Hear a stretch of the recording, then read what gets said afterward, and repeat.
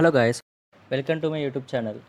Today I am going to teach you the basic fundamentals which are very essential to be known to start with programming.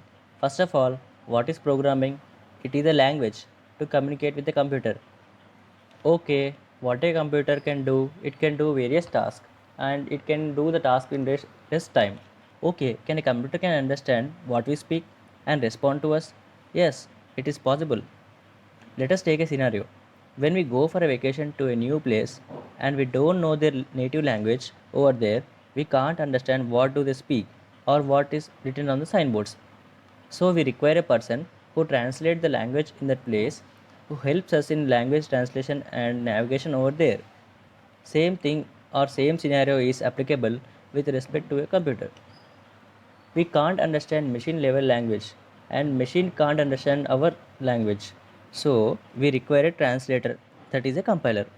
A compiler is a software program that converts high level human language into a machine language. Okay, we understood the requirement of a translator. There are unique compilers for every language. The compiler which I am using right now is a Dev C++ compiler. Next, coming to the language, I am using C language. So, we require a C translator, that is a C compiler. So, I installed one of such C compiler on my desktop, that is I have mentioned earlier Dev C++ compiler. It can act both as C and C++ compiler.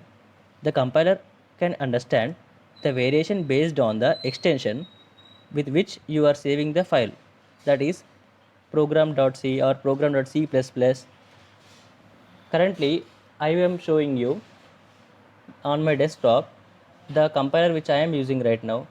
This is Dev C++ compiler. I have written the first program and saved the program as first.c. Later the second program as second.c.